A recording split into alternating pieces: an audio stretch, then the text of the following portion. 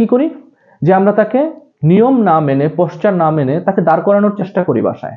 দেখলাম যে সে দাঁড়িয়েছে ঠিকই, হয়তো সে টো স্ট্যান্ডিং করেছে, অথবা তার হাঁটু বাঁকিয়ে সে দাঁড়িয়েছে, অথবা কোমর বাঁকিয়ে দাঁড়িয়েছে। আলটিমেটলি এটা মেনটেন করতে করতে একটা সময় গিয়ে দেখা যায় যে সে টো স্ট্যান্ডিং এ হচ্ছে, অথবা তার হাঁটুটা একদিকে বাঁকায় গিয়েছে।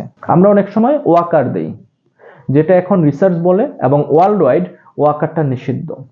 কারণ এই ওয়াকার বাচ্চাদের ডেভেলপমেন্টালটাকে আরো বেশি ডিলে করে দেয়, যার কারণে বিশ্ব স্বাস্থ্য সংস্থা সহ অন্যান্য অনেক স্বাস্থ্য সংস্থাই ওয়াকারটাকে বাচ্চাদের জন্য নিষিদ্ধ ঘোষণা করেছেন।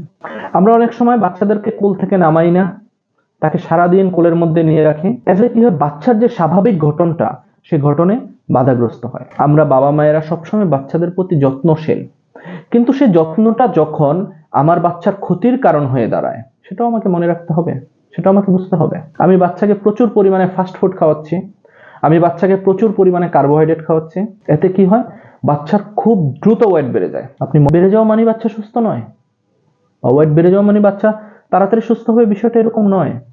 বাচ্চার স্ট্রেংথ বাড়াতে হবে, বাচ্চা সুস্থ থাকার জন্য তার স্বাস্থ্য অবশ্যই দরকার, কিন্তু সেটা স্বাভাবিক। বাচ্চাদেরকে কার্বোহাইড্রেট কম খাওয়ান, মিষ্টি জাতীয় খাবার কম খাওয়ান, তাদেরকে ফাস্ট ফুড কম খাওয়ান।